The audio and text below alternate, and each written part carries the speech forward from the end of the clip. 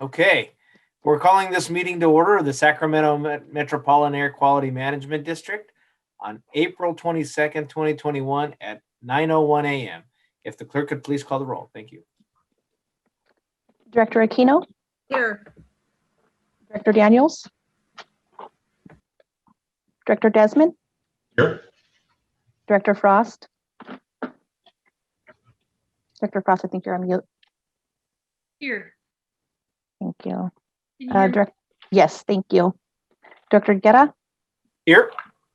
Director Harris? Here. Director Kennedy? Here. Director Laloe? Here. Director Natoli? Director Papineau? Here. Director Cerna? Director Singh Allen? Here. Director Terry? Here. Director Vang? We have a quorum. Thank you, Madam Clerk. If everyone could please rise and join me in the Pledge of Allegiance. Salute. Pledge. I pledge allegiance to the flag of the United States of America and to the republic for which it stands, one nation, under God, indivisible, with liberty and justice for all. Thank you, everyone. If the board clerk could please read the announcement for the public.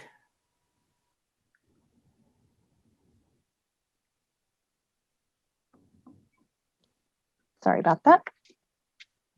In compliance with directives of the State and Center for Disease Control and Prevention, the physical location of this meeting is closed to the public, consistent with state guidelines on social distancing and California Executive Order N2920. Members of the public are encouraged to participate in the meeting by observing the meeting in real time at www.sacmetrocable.tv, Zoom video conference, and by submitting written comments electronically by email at boardclerk@airquality.org. Comments submitted in person will be delivered to the Board of Directors by staff. Public comments regarding matters under the jurisdiction of the Board of Directors will be acknowledged by the chairperson and accepted until the adjournment of the meeting, distributed to the Board of Directors and included in the record.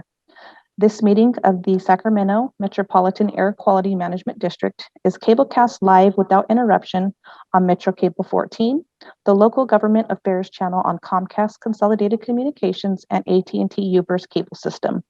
This meeting is being closed captioned and will be webcast at www.sacmetrocable.tv.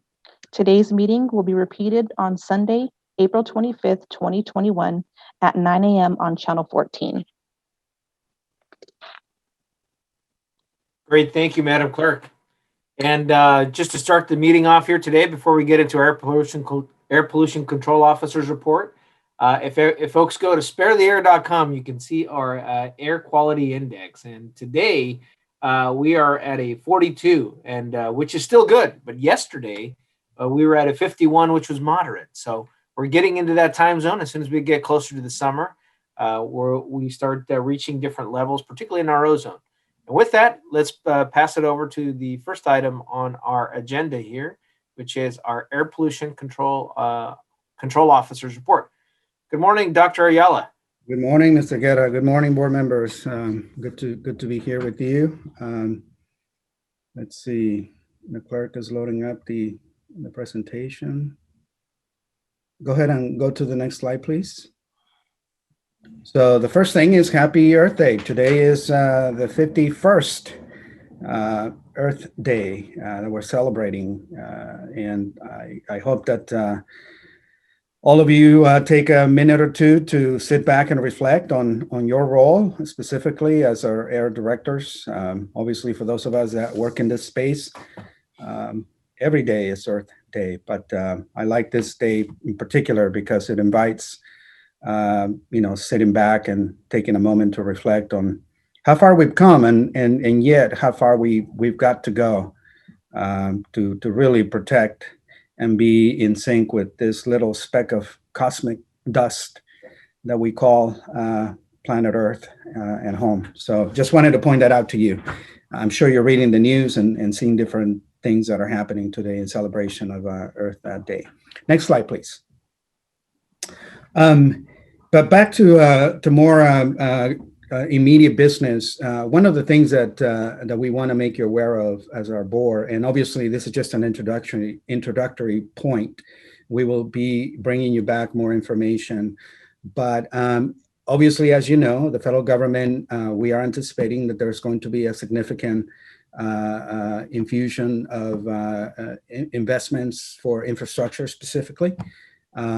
Your guess is as good as ours as to whether it's going to be 2.3 trillion or less than that. But even if it's less than that, we're anticipating there's going to be a significant opportunity for the region to make a point, to make a case, to make an argument for getting some of those investments into facilitating and helping with our own efforts on electrification of the transportation sector.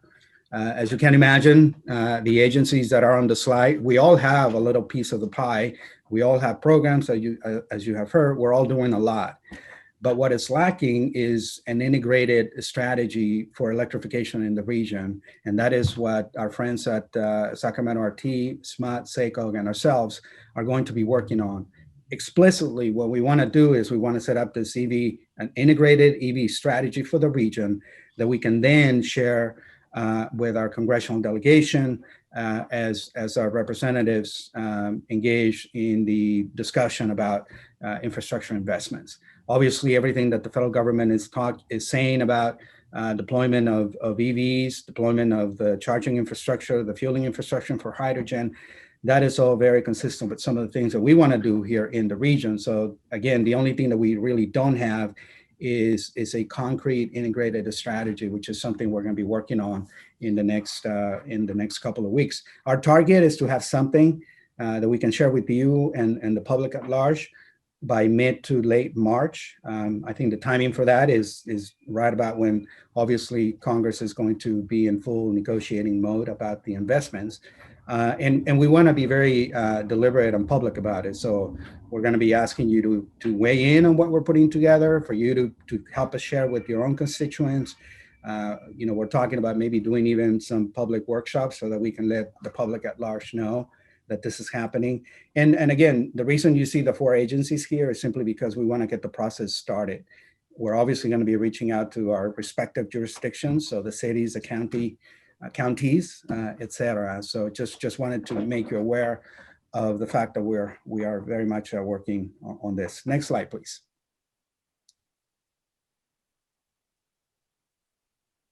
And then the last 2 points that I'll share with you, again, are more good news in terms of our ability to develop strong partnerships and to be able to compete very well for state funding for some of the programs that matter the most for us.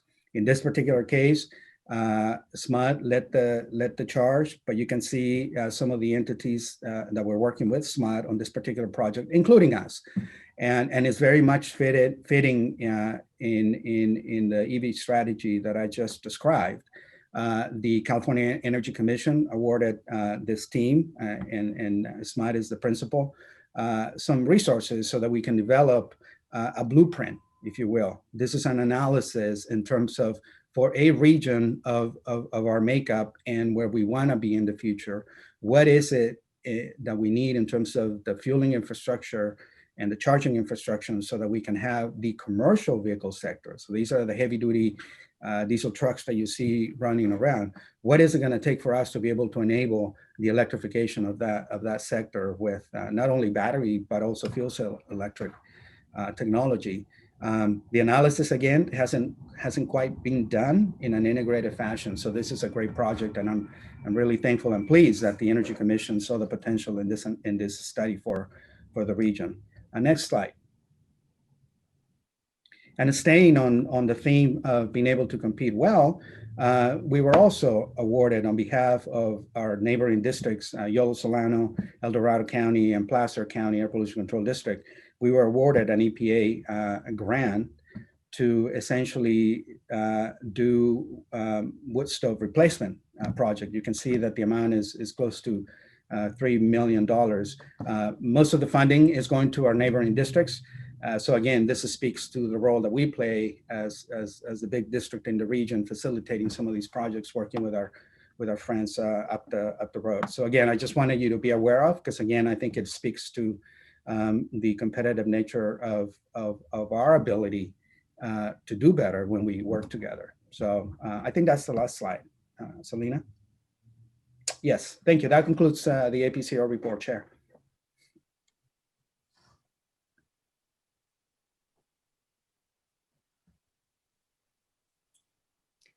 Chair Guerrero, you are muted. Well, thank you there. It was a wonderful speech I made, but that's okay.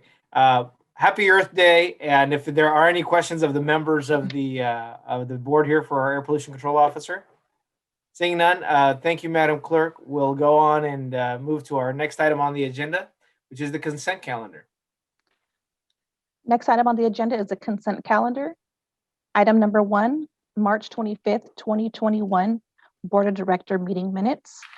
Item number 2, March 25th, 2021, budget and, sorry about that, Budget and Personnel Committee meeting minutes. Item number 3, quarterly contract report, January 2021 through March 2021. Item number 4, contract amendment with Valley Vision for Cleaner Air Partnership. Great, thank you. Madam Clerk, do we have anybody from the public signed up to speak on items on the consent calendar? No, we do not. Great. I'll take an action from the board on the consent. Move the consent items. It's been moved by Board Second, Member Terry. Desmond, second by Board Member Terry. Any discussion or questions from the board? Seeing none, Madam Clerk, if you could please call the roll on the consent calendar. Director Aquino, Aye. Director Daniels, Aye. Director Desmond, Aye. Director Frost, Aye. Director Guerra, Aye. Director Harris, Aye. Director Kennedy, Aye. Director Laloe, Aye. Director Natoli, Director Papineau, Aye. Director Cerna, Director Singh Allen, Aye. Director Terry, Aye. Director Vang.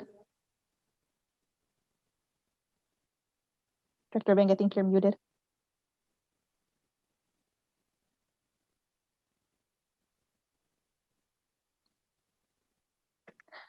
This item passes. Great. Thank you very much, Madam Clerk.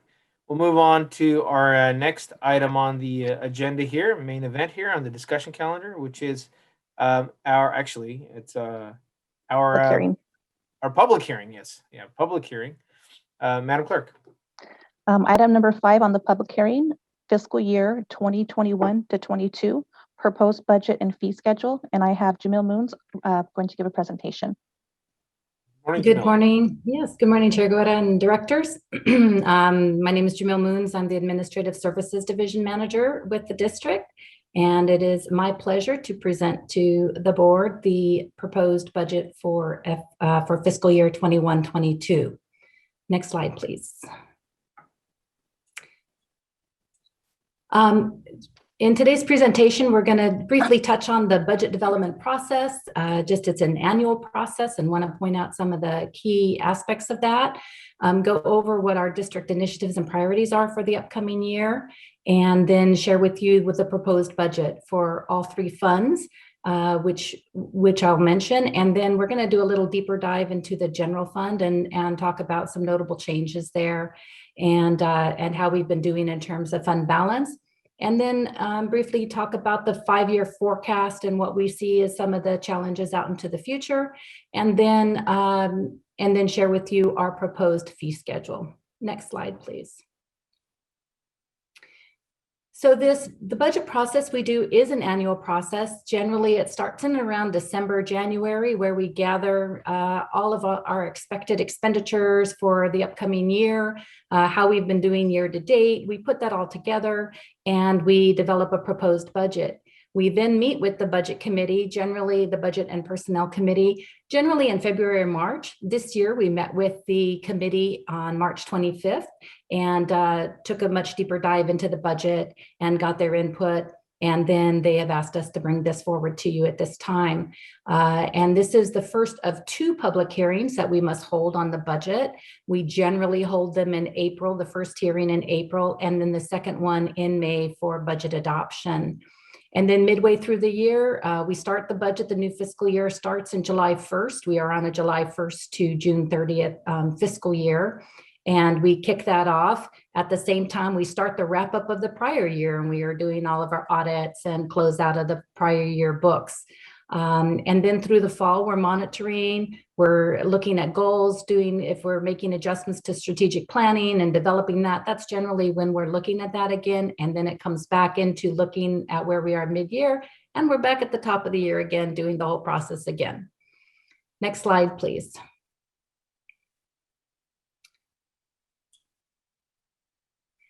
For this upcoming year, we have some key objectives and priorities, many of which are continuing from prior years and some of which are new, and we're going to be even focused more on those.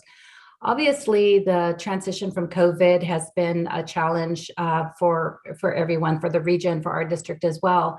We've done, I think, a fantastic job maintaining continuity of operations through the pandemic, and will continue as we come out of the pandemic, keeping fingers crossed that it is a coming out and a staying out of that.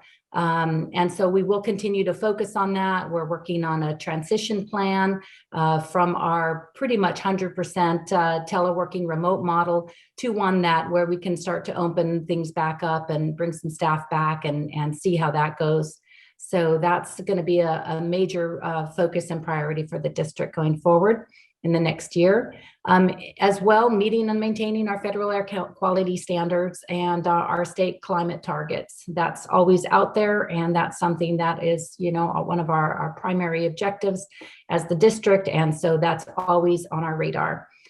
In addition, the 8617 Community Air Protection Program is continuing, as well as environmental justice.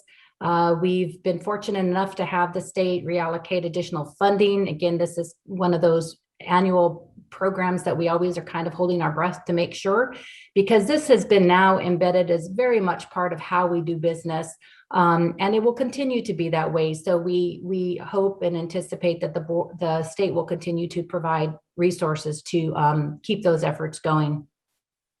And of course, we have all of our core programs. We have our permitting and the enforcement, our air monitoring, our incentives programs. Those are all, what we do every day. We get up in the morning, and that's what we're looking at, and that's what we're working on, as well as our some very new initiatives, ongoing and some new initiatives, as Alberto mentioned, with the new EPA targeted airshed grant and other grants. There's always something new coming forward that we're trying to react to and develop those programs around those, as well as our longstanding programs, such as our Moyer heavy duty program. So that's an ongoing effort as well, and will be again into the next year. And then there's the wildfire smoke emergency plan. That was legislation that was passed recently for our region, for the Sacramento area district, to really lead the effort and to work on that. And so that is really taking time and focus on the district and putting that together. And lastly, our regional partnerships. I think Alberto really spoke to that well in the beginning during his APCO presentation, where the focus really is on how do we partner, how do we work together, how do we collaborate, how do we have a unified effort moving forward that's streamlined and where we work with each other well. Next slide, please. So getting a little bit into the numbers, here are the proposed budgets for 3 funds. The district has 3 funds. We have our general fund, which is the one that houses the majority of our costs and expenditures related to all of our employees, our fixed assets, our services and supplies. That all sits in the general fund, and that's the one we focus on in terms of sort of the mid-year, the end of year, and the really development and what changes go on there. Our Covell Building Fund, which is a proprietary fund, is very stable. That is just a separate fund to manage our building, our administrative building, and that manages the costs. We do have debt on that building. I believe it will be paid off, and I think 2027. So that will be exciting to fully own that building, our building. And that fund is very stable. The third fund is our special revenue fund, and that's the fund that houses all of the incentive dollars. And so you will see a lot of volatility in that fund, but that is somewhat intentional. We get money in every year, or fortunately, keeping our fingers crossed, we continue to get money in every year for incentives, but we have different timelines to put those dollars out. So in this case, you might see 25 million coming in and 38 million going out. Well, as I get into the fund balance discussion, you will see that we have a lot of resources and reserves in that area. And we have, any grant can be from 1 to 3 years to put those grant dollars, those incentive dollars on the ground. So you will notice some changes there. So focusing on the revenue column, the second column there, that is what we anticipate getting in terms of revenue and what we are budgeting for the upcoming year. So for the general fund, that will be $21.1 million. And for the expenditures, the next column over, we're anticipating expending $24.1 million with a projected use of fund balance of $3 million. The proprietary fund is a break-even fund, and that is, again, as I mentioned, very stable. For the special revenue, we project 25 million new revenue funds coming in for incentive programs, and our team is projecting to put 38 million on the ground in this upcoming year. So that's very exciting, and that reflects the use of reserves within fund balance for that fund of $12.7 million. Next slide, please.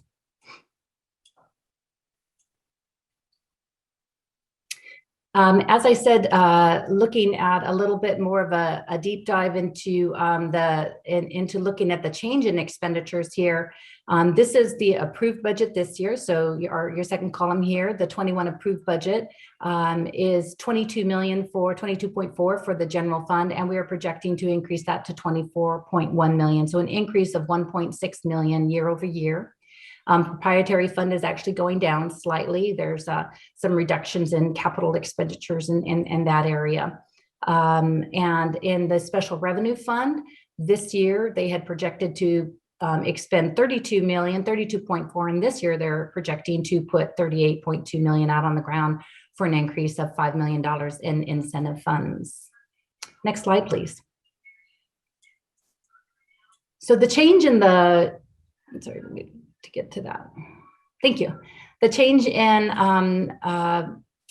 the general fund, so now we're just focused on just the general fund, is that there are some increases in grants. So you'll see some revenue increases going up, the EPA grant, the mobile toxics, the targeted air grant that was targeted airshed grant that was mentioned by Dr. Ayala.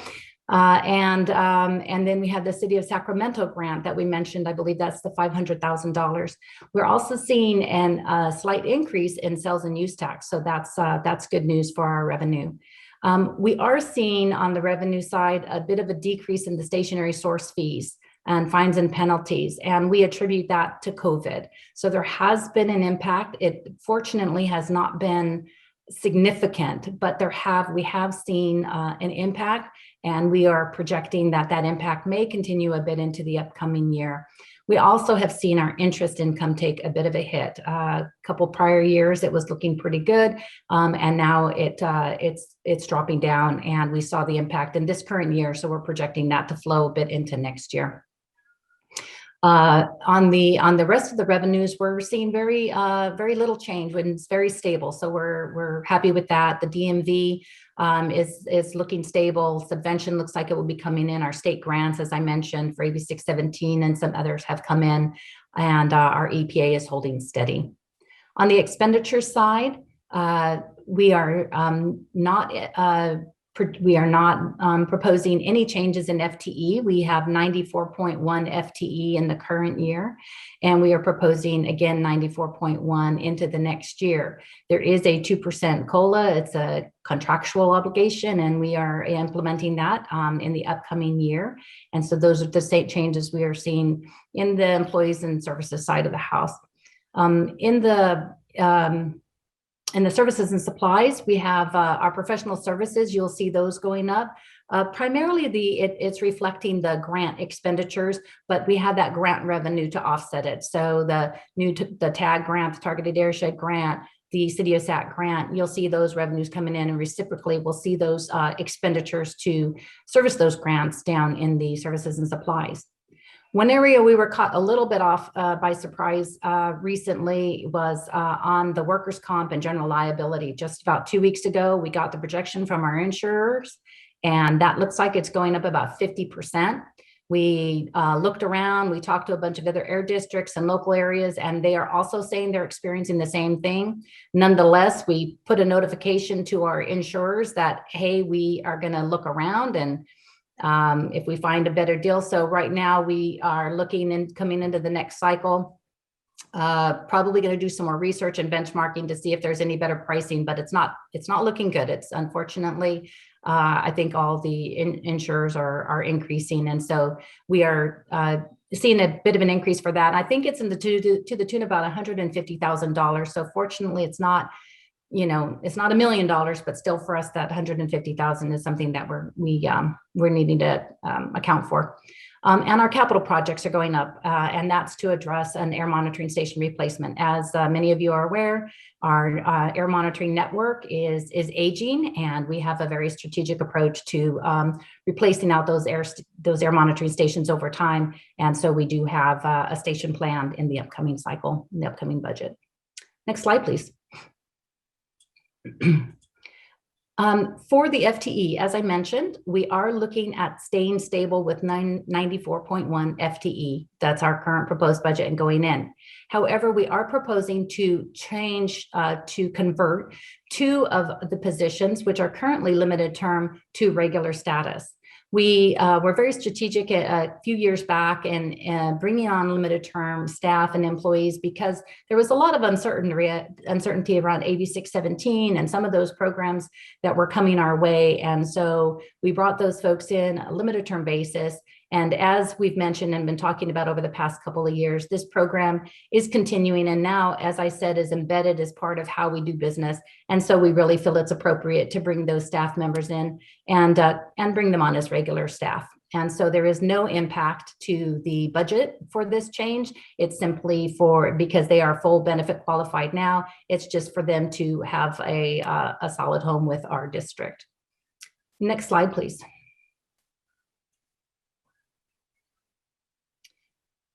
In terms of fund balance, I just wanted to point out that we've been doing very, very well. As you know, there's been a lot of belt tightening going on the last couple of years.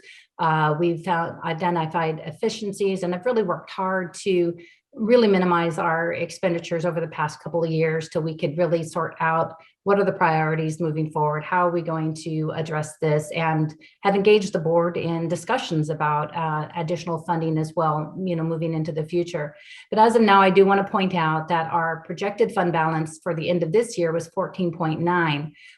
That was the approved budget coming into the year. We're looking to do a little bit better than that. So we're going to be spending a little less of fund balance than we had budgeted. So we should be finishing this year with a fund balance. And again, I'm focused on the general fund of $15.4 million. And then with the use of the upcoming budget, that of the $3 million, that'll move us to a $12 million fund balance at the end of the FY 21-22 cycle. Next slide, please.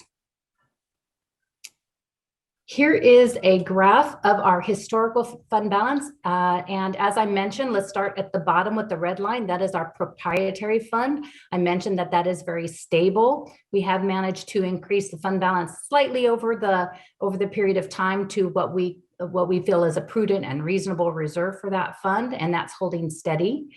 If you go up on the chart there, you will see the general fund. And as I mentioned, over the past couple of years, we've managed to build that reserve and put us in a very, very good place to have weathered the COVID pandemic, as well as go into the upcoming cycle where we are projecting to use some of those reserves to get the work done that we need to do at the district.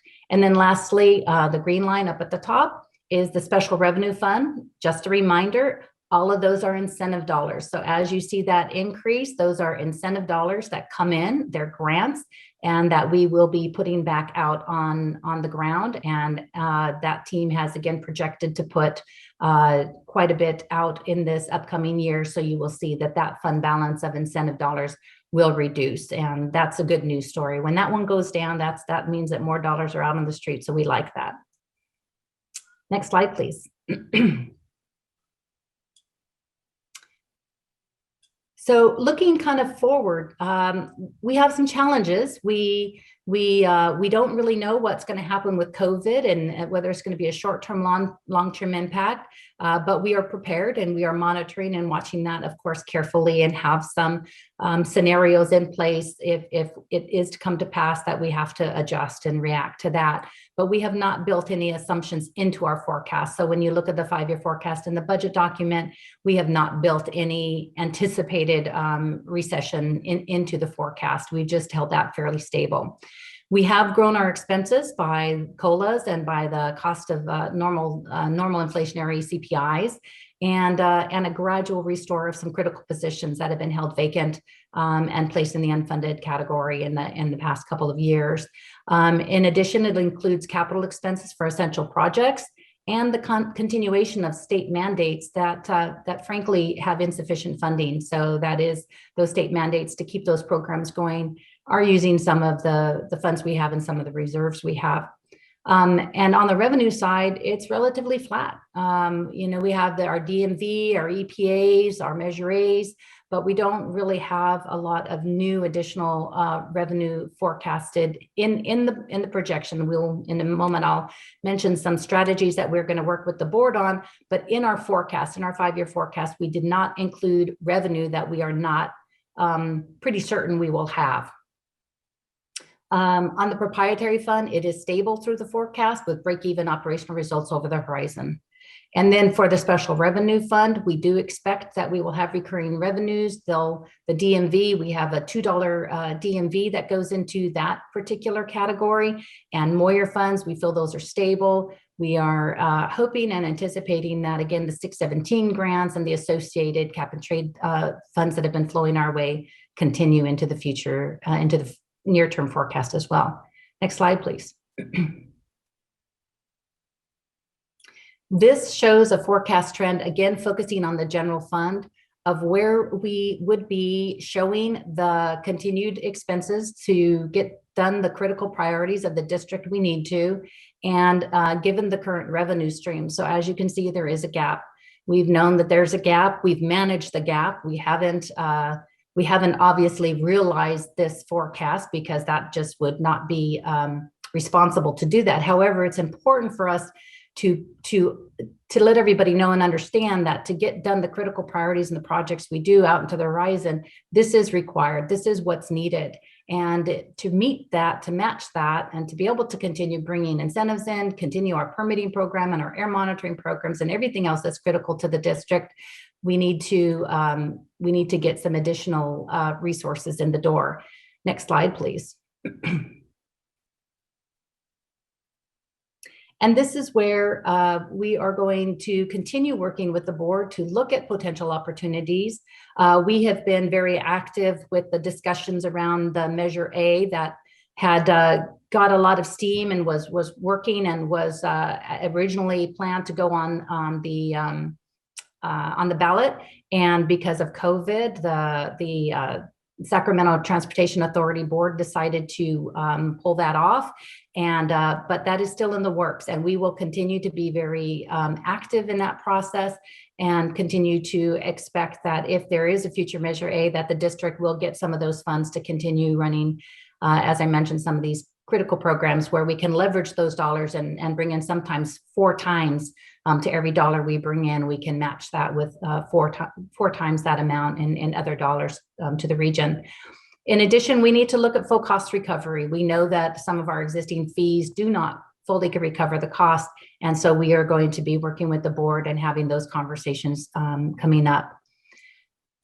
In addition, there is we're looking at a new community air protection environmental justice fee. a couple of other air districts in the state have implemented that fee already to help cover the cost of that program, where the state dollars do not cover all of it. It is not full cost recovery. And so we are going to be researching a health related community air protection fee and be bringing that back for discussions with the board and the Budget and Personnel Committee as well. And lastly, just to keep that out there, many of the board members who were here during this discussion, and for the new board members' benefit, we did bring forward a per capita fee, and we looked at that very closely, and the board said, we understand that is a good strategy. However, at this time, we would like you to seek out and look at other funding opportunities and kind of put this one back at the bottom of the list after we sort of exhaust all of our other potential strategies here. And that is why that's still there. And we are still keeping that out there. But meanwhile, we will be heavily focused on the other items I've just reviewed. Next slide, please.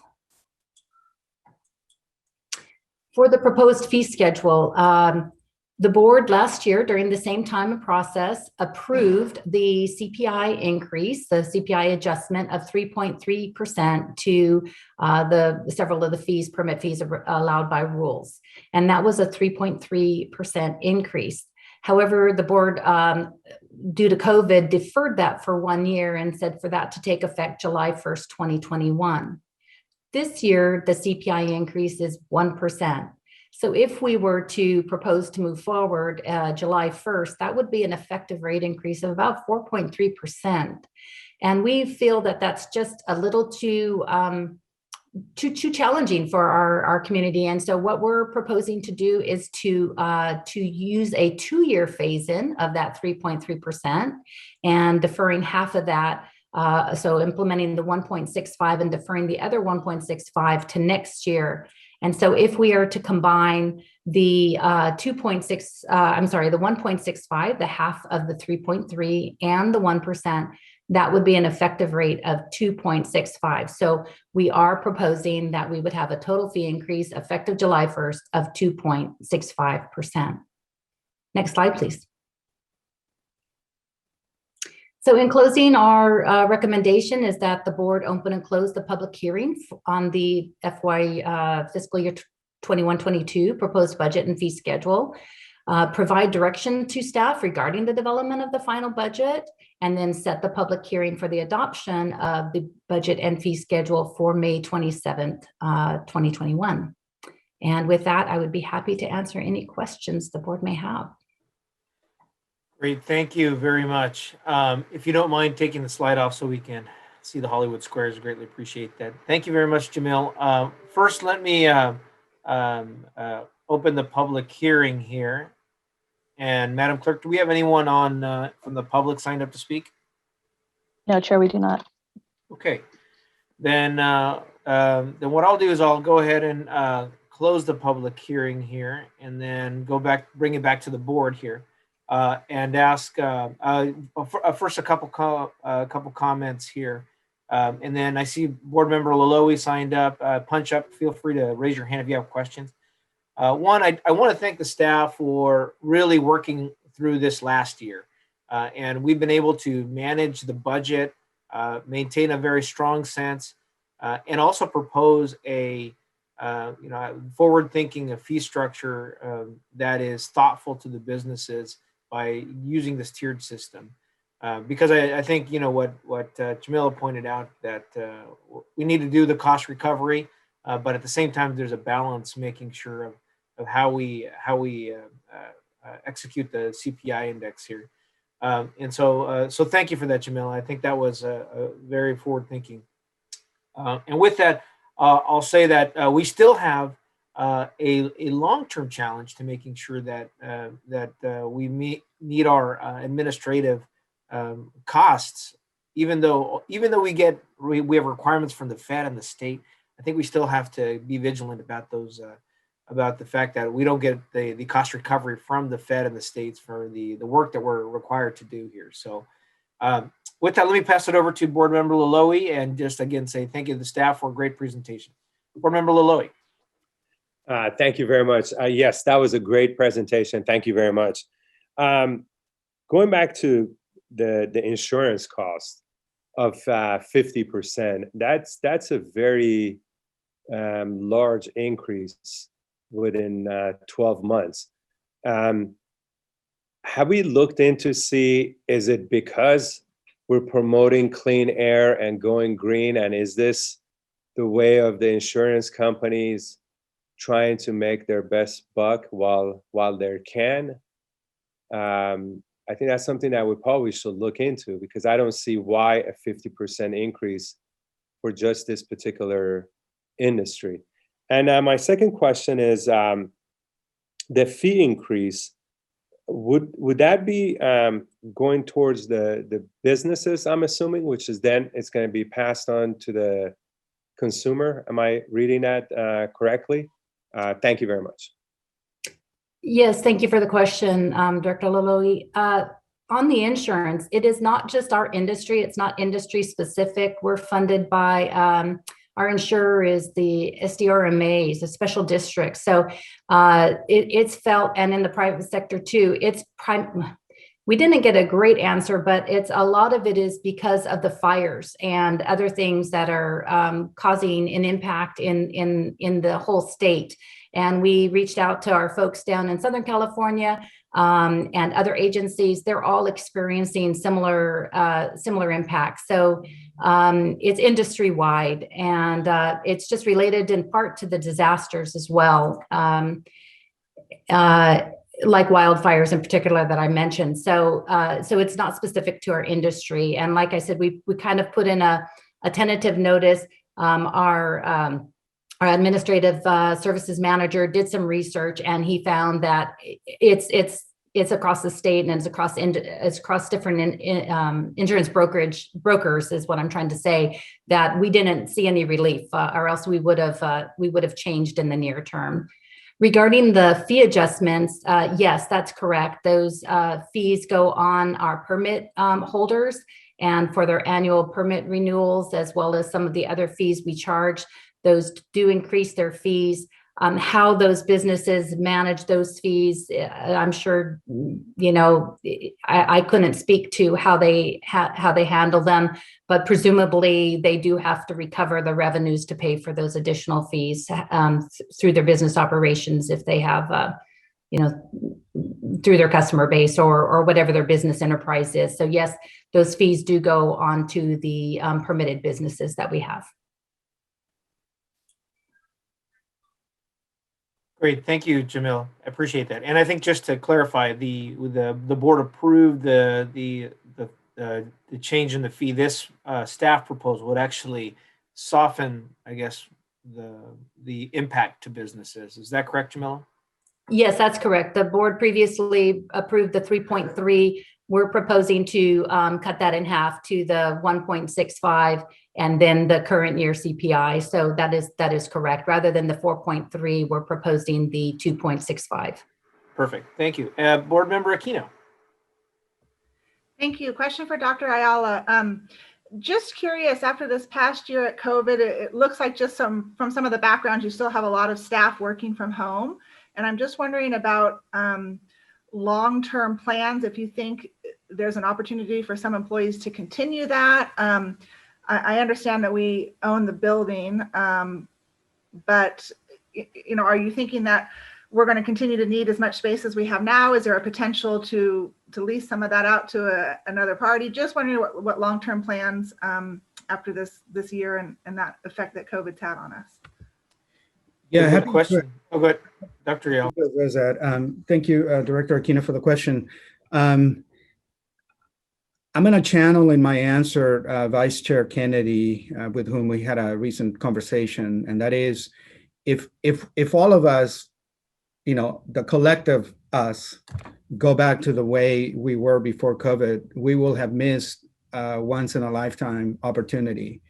And I think what that means is, I think we're going to continue to do teleworking to some extent, probably a lot more than we ever have in the past, but also probably not full-time or nearly full-time as we are now.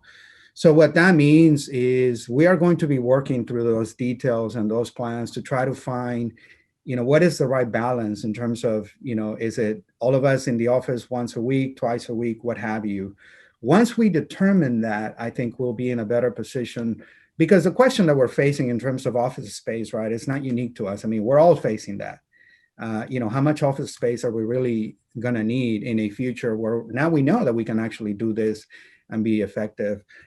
With respect specifically to our building, I want to be clear, we do have tenants. So even though we own the building, we are only partially occupying the building.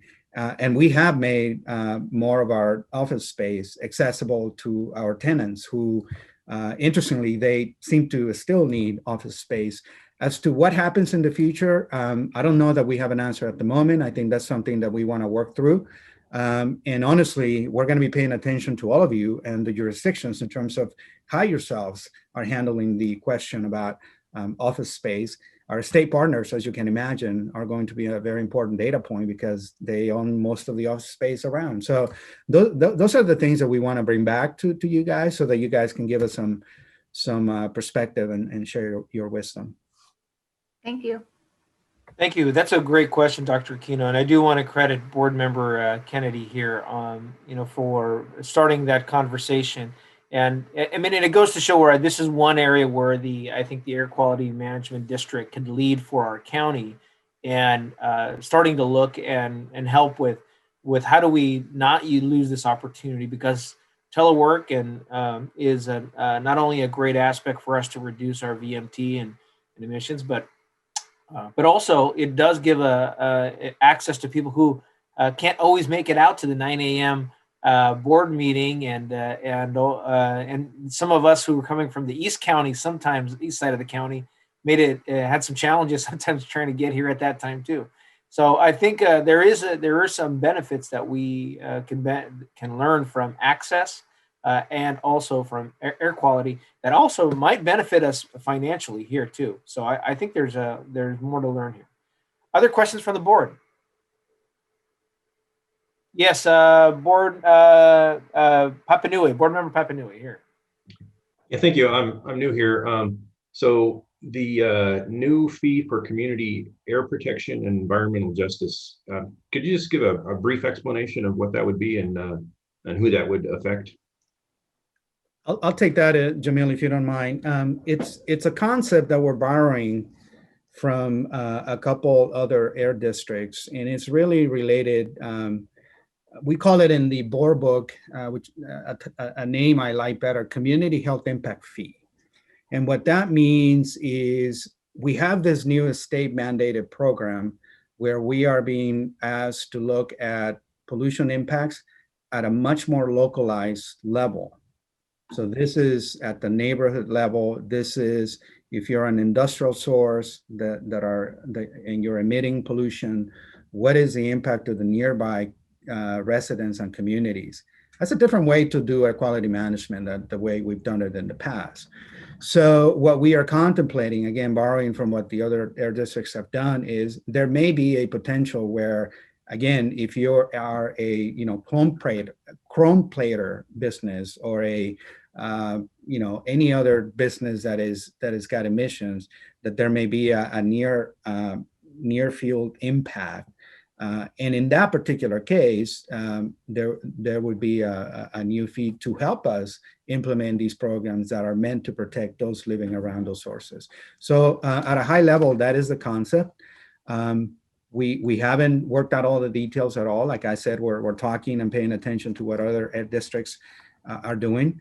Honestly, we are contemplating this simply because the state is giving us this program, but it's unfunded. So we're expected to do certain things, but there's no funding to it. So where do we go? We have to do something. And the point of including this particular concept in our discussion today is just to tee it up to you as the board. We're not even thinking, we don't even know when this would come back to the board for that matter, but we want you to be aware because clearly is going to be an impact on our permitted sources. But again, it's going to be specifically for the benefit of those that are disproportionately impacted by these highly localized pollution impacts. Great, thank you. I appreciate the explanation. Good question, Dr. Papanui. I mean, Board Member Papanui. I'm not sure if you're a doctor, but if you are, then we just elevated your title. But even then, the fee would have to go through the state requirements of how you set a fee and make sure that it's not a tax and actually meeting the standards of a fee for service. Other questions from the board? If not, then I want to, thank all of our staff here for this great work, and I'll ask for we've already closed the public hearing, so I'll ask a motion to move the staff report. So moved. This is Sarah Aquino. Thank you. It's been moved by Board Member Aquino and seconded by Board Member Harris. With that, no further discussion. Then I will ask the clerk to please call the roll. Director Aquino, Aye. Director Daniels, Aye. Director Desmond, Aye. Director Frost, Aye. Director Guerra, Aye. Director Harris, Aye. Director Kennedy, Aye. and Director Laloe, Aye. Director Natoli, Director Papineau, Aye. Director Cerna, Director Singh Allen, Aye. Director Terry, Aye. Director Vang. Director Vang's been having some issues with being on mute, so just give her a second to unmute herself.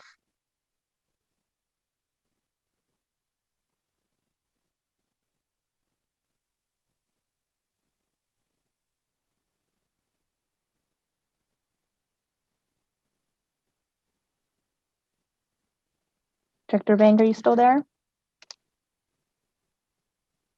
I was going to say, I don't even see her. Yeah, I think She's called in. Oh, okay. She's been sending me messages through the chat, so I know she's there. If you want to send it your vote to everybody so we can all see it, that'll probably work too. Oh, fantastic! Yeah, if you could on the chat, and we can acknowledge it verbally here.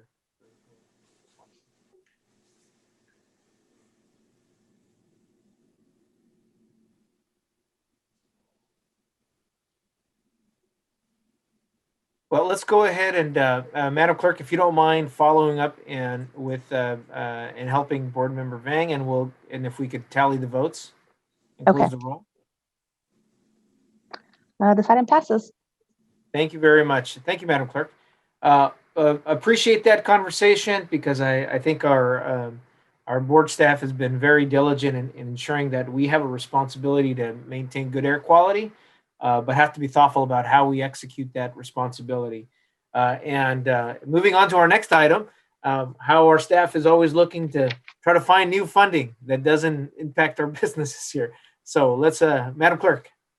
The next item on the discussion calendar, item number 6, Sacramento Emergency Clean Air Transportation Grant, and I have Rafe Porter on the line to give a presentation. And Madam Clerk, if I forgot to mention that Board Member Vang did submit her I vote to me electronically. Okay, great. Thank for you. the record. Good morning, Chair and Board. I'm Rafe Porter, and while the presentation is being brought up, I'll just give a little bit of background. I am the Program Manager of the Transportation and Climate Change Division here at the Air District.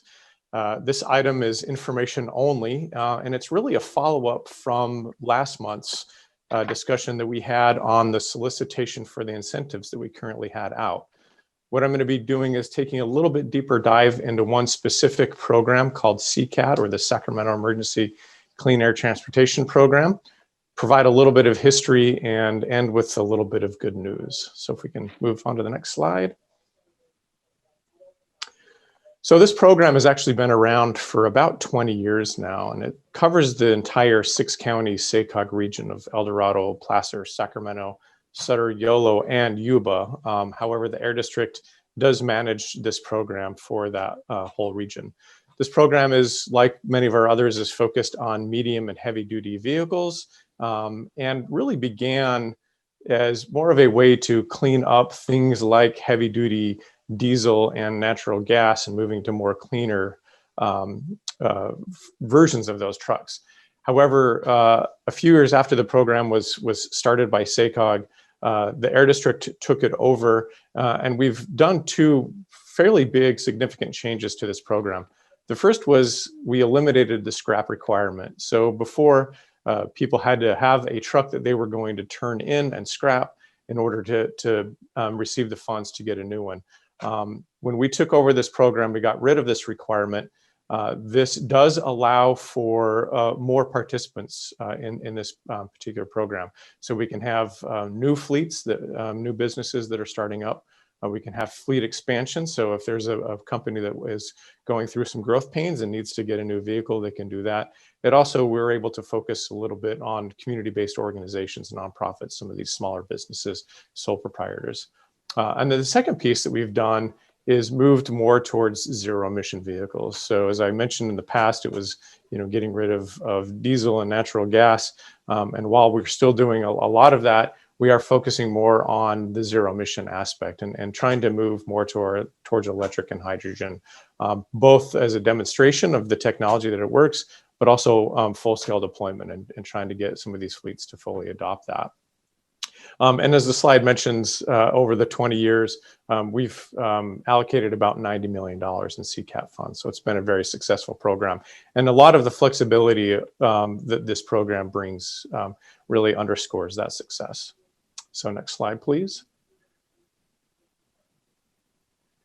And as I mentioned, the good news piece of this is last week, the SACOG Board of Directors approved a $5 million award that we can use towards CCAT. So this is fantastic. We're going to be able to continue to offer this program over the next few years. And again, the flexibility that brings is huge for the participants.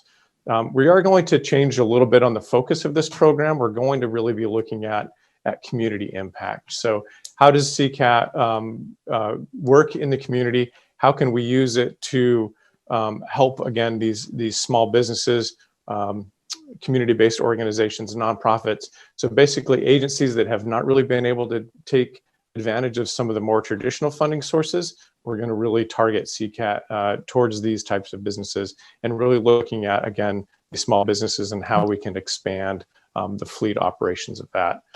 We're very thankful for our partners at SACOG. I believe they have provided some public testimony that I think the board clerk can read after the presentation. And the continued success of this program really needs that partnership between the Air District and SACOG. So again, just a brief history of how CCAT has been done in the past, some changes that we've made to it recently, and the focus on how we're going to be using these funds moving forward. So that's the end of the presentation. I will take any comments or questions from the board. Thank you. Great, thank you, Rafe. And I think, as we move into this area of heavy duty and medium duty vehicles, particularly with the work that SMUD is doing on the California Mobility Center and those areas, we could, as we look at this, we could take advantage of that future market. And I hope that Sacramento becomes the manufacturing center for zero emission technology, so we can employ some people to build these things that others will buy. Board Member Laloy here. Thank you. Thank you. Thank you, Reed, for that presentation. A quick question. As far as the smaller operations, where do they need to reach out to get more information on this project? And what do they need as far as qualifications? So we've made the application process quite easy. We used to do it, every single funding kind of pot had its own application, but we've streamlined that to just have one simple application. We'll make sure we get that information out to you, Director, and the rest of the directors as well. So they fill out this one application, and then we figure out what really is the best funding source or mechanism to fund that. And if there's questions on the specifics of the program, or even if just somebody wants to brainstorm what are the ideas and projects that we could move forward, direct them to me. And so in the response that we give with the link of that information, we'll make sure to provide my contact information, and I can direct those folks to our staff. So thank you. Hopefully that answers your question. Thank you, Rafe. Appreciate it. And I see Director Daniels, Chief of Staff, has showed up to join us in the meeting. Always enjoy it. I love it. One of the benefits of COVID, I will say that thank you, Rafe. I think this is exciting work. if there are no other questions from the board, this is a receive and file. So thank you very much. Rafe, I don't see any questions from the board. We'll move on to our last item on the agenda here, which is Chair Guerra, before we move on Yes. to the next item, there was written testimony for this item number Oh. 6. My apologies here. Madam Clerk, go ahead. Okay. This is written testimony from Matt Carpenter, Director of Transportation Services for the Sacramento Area Council of Governments. SACOG staff values the long partnership with Sacramento Air District for the CCAP program. The program was unique when it started in the year 2000. Since that time, the program has provided more than $80 million towards the replacement of dirty diesel truck engines. More than 2,400 trucks received new, cleaner engines that have notably reduced NOx emissions across the greater Sacramento region. Since 2016, SMA QMD has been the sole administrator for the program and has chartered an impressive new direction for the CCAP program. Through refocusing the program on EV engines for a broader range of fleet types, the program is providing an even greater benefit to air quality in the region. For example, new EV transit and school buses funded through the new CCAP program crisscross the region daily and further reduce NOx emissions across the region. SACOG staff applauds the initiative and creativity of SMA QMD has brought to the new CCAP program and looks forward to collaborations ahead as clean energy policy become more prominent in federal and state policy and create new opportunities for investments. Thank you very much, Madam Clerk. Okay, so seeing no other questions there, this is a receive and file. Thank you very much, Rafe. Appreciate the consistent work. And we'll move on to comments from the public, matters not on the agenda. Madam Clerk, any comments from the public? No, there is not. Okay, we'll bring it over to questions and comments from the board or AB 1234 reports. Any questions? Seeing none. Well, thank you, everyone. That concludes the work of our agenda. Thank you to all our staff, and we are adjourned at 10:02 a.m. Happy Earth Day, everybody. Please enjoy, go out there and do something well and plant a tree or something. I'm going to go plant one tree right now at George Sims Park. Have a good one. Bye. Thanks.